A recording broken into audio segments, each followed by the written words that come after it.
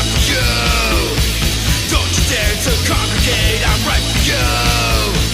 Plastic faces everywhere, made just for you.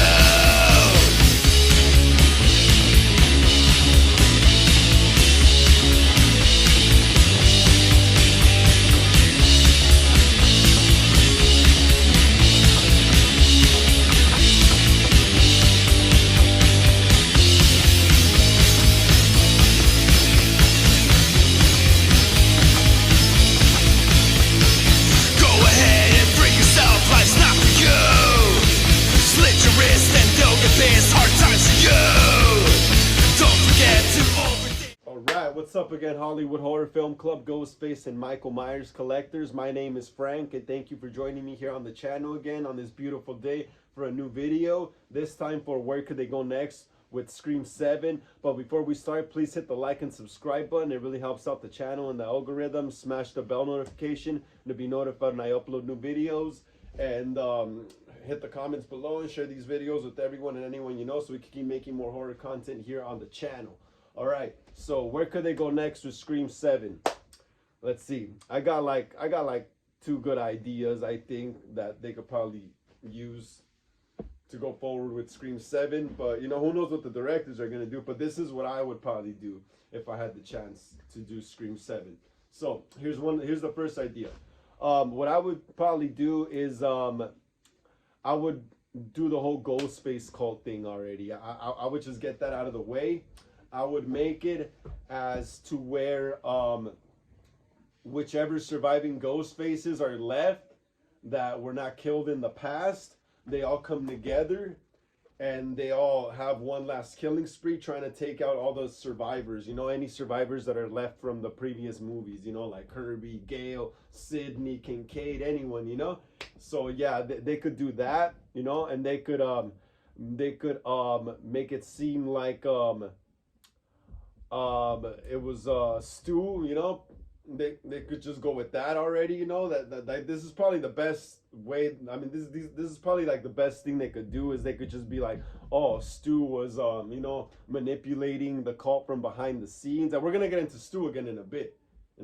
But yeah, they could say that Stu was manipulating a whole Ghostface cult throughout the years behind the scenes. He was responsible for most of the killing sprees that if not all the killing sprees that happened after 96. He was working together with maybe you could say probably that he was Stu was the leader even during Scream 3, you know.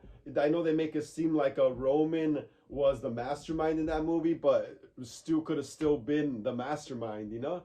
Stu could have still been the mastermind even when they made it seem like Roman was the mastermind. So you could say the beginning of the Ghostface cult was probably Roman and Angelina, you know. Those were the first two that went under his wing and started doing his bidding for him, that he was in jail after he got arrested for the 96 events.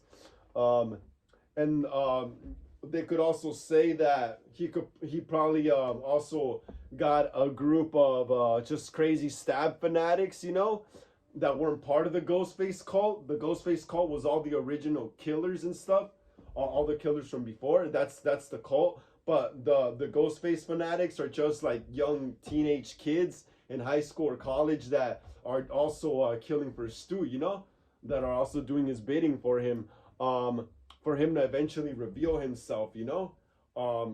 They could go with that, with the whole Ghostface cult, and make it seem like, oh yeah, Stu was in charge of it. And then since you have to earn a rank to be in the Ghostface cult, all those younger kids that are just trying out and killing for him want to be in the cult, but they have to prove themselves, you know. So, and then that's how Stu eventually gains more killers throughout the years and stuff like that. He recruits crazy stab fanatics off the internet, you know, and he makes them go on a few killing missions, and from there he'll decide if they will be in the higher ranks to be able to join the Ghostface cult. That's where I think they could go with that. They could just do the whole cult thing with Stu already, finally get it out of the way. Originally, supposedly Scream 3 was supposed to be like a cult, kind of like a Ghostface movie already in itself. Like supposedly Sidney was going to return to Woodsboro, and Stu was gonna be running a Ghostface cult from jail, and apparently all the victims that get killed throughout the movie at the end were all gonna rise up with wearing Ghostface robes and reveal themselves to all be a cult. So they could finally go with that. They could finally incorporate that into the Scream franchise, which I really thought they were gonna do in a Scream 6 and 5. It really seemed like they were going for the cult thing, but it didn't end up happening. So Stu just recruits, young stab fanatics, and he makes them, like I said earlier, he makes them go on killing sprees in order to prove themselves before they could be on the higher ranks in the Ghostface cult. They could go with that. Another thing they could do is what they could do next is they could still have the Ghostface cult, and this is my second idea. What I would do next, they could still have the Ghostface cult. They could still have Stu running it from jail. What could be cool is if they could have maybe Mark Kincaid and Angelina. Have Angelina return as a Ghostface, and have Mark Kincaid reveal himself as a secret Ghostface that also got away from Scream 3. If he does come out in this movie and he is related to Sidney, we really need like a really shocking ending for Scream 7. We haven't had a shocking ending in Scream 7 since the first one, pretty much. The first one was the most shocking ending ever. In Scream 96, the killer reveal, the most shocking one ever. It was just jaw dropping. So they need to have that again. We need to feel betrayed. We need to feel betrayed once we figure out who the killer is at the end. So what better way would it be is if it was Sidney's own husband. Say she got married to Kincaid, and they got some teenage kids already. And their friends could be like the new blood. And say a Ghostface killing spree starts up again. And you could, like I said, you could still have Stu running it from jail, and like I said earlier in the earlier theory, also this one could also take place with Stu guiding Roman and Angelina in Scream 3. So Angelina gets away as a Ghostface, and then we return again years later. So she returns again and starts targeting people in Woodsboro or Seattle or New York, wherever Sidney lives, starts targeting their kids as friends, starts targeting their kids, and by the end, it should be revealed that, that it was Kincaid and Angelina, and Stu. They should have 3 Ghostfaces again. I feel like they should have 3 Ghostfaces again. And it could be revealed that Stu, Angelina, and Kincaid were the 3 only Ghostfaces to ever get away. And Kincaid has been married to Sidney for like about, I don't know how long they've been married. It hasn't been established yet, but they've been together for a while. And it would be shocking, in the ending, revealing that Kincaid, her own husband, is one of the killers. That would be crazy and shocking, because we haven't had anything that shocking in Scream in a long time. You could have the final battle, maybe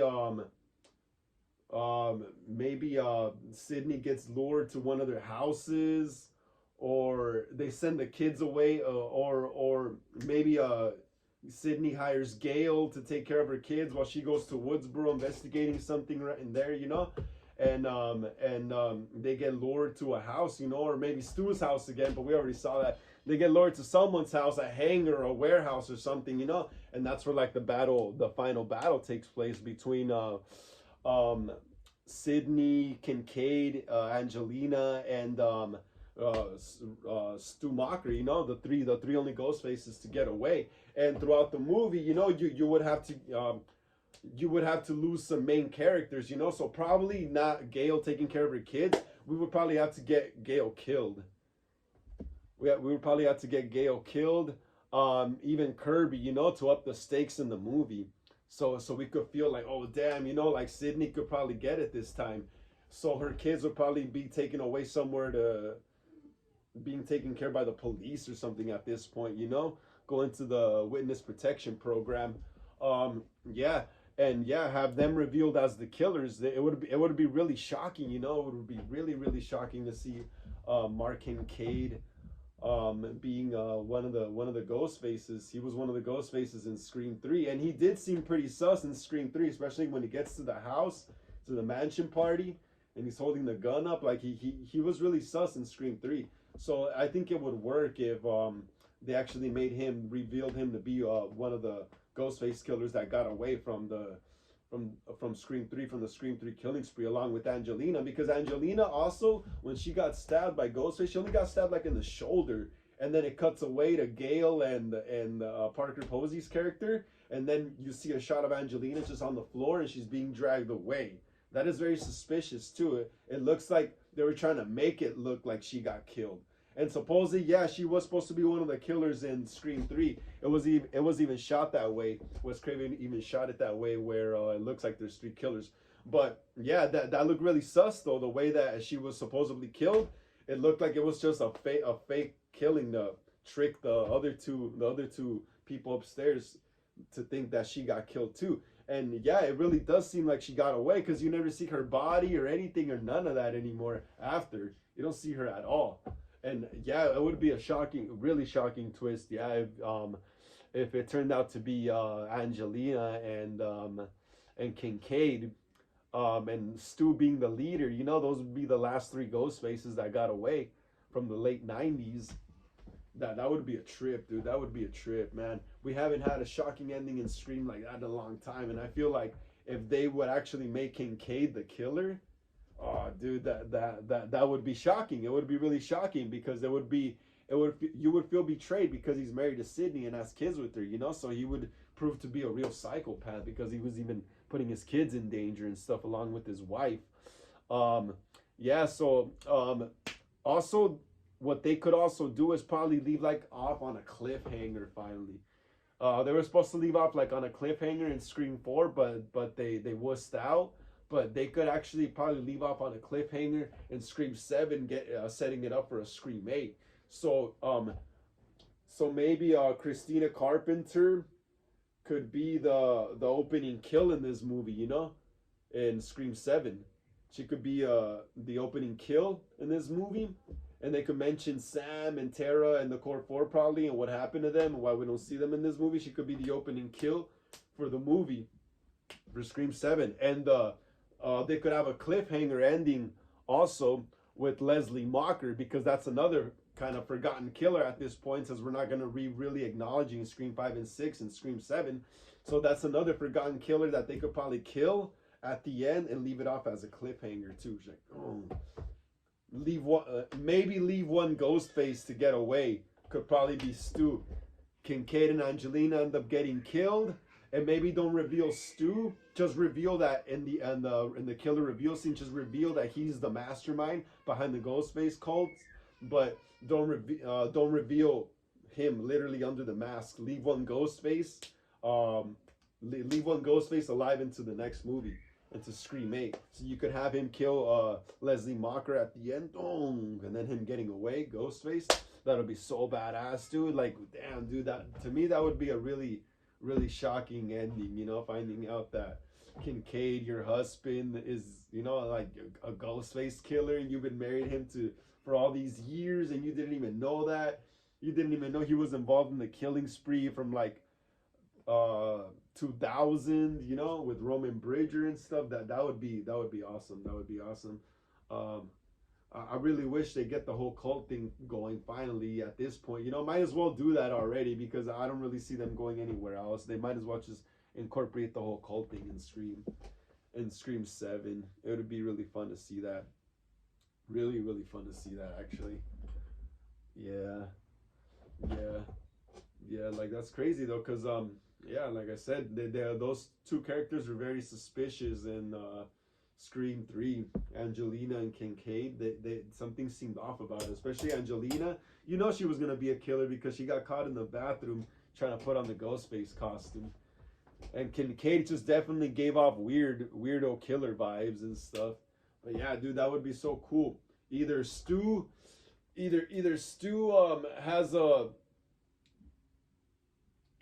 has a cult of, like I said earlier in the beginning of the video, either Stu has a cult of of only ghost faces that have survived, that they make up like a new timeline, if we're going in a new timeline, or if we're acknowledging all the movies, kind of, then he could have a cult of only the ghost faces that that um that are still around now, that managed to survive through that time, from that point in time of the movies, from Scream 3 and onward, from Scream 3 and onward. Stu could have a cult of people that made it, they could retcon some stuff and probably bring back Charlie and Jill also, or something like that. Yeah, it'd be interesting. um because yeah, I really thought they were gonna do the whole cult thing, but they didn't do it in Scream 5 and 6. So finally in 7, and if they go into an 8, they could probably do it. Yeah. But yeah, that's just my ideas on what I would do with Scream 7 if I could. Thanks a lot for watching again, Hollywood Horror Film Club, Ghostface and Michael Myers collectors. Like I always say, please hit the like and subscribe button. It really helps us in the algorithm. Smash the bell notification to be notified when I upload new videos. Comment below. Share these videos with everyone and anyone you know, so we can keep making more horror content here on the channel. And the Ghostface the Scream fan film will drop on April 12th, 2024. So check it out here on the channel. See y'all next time.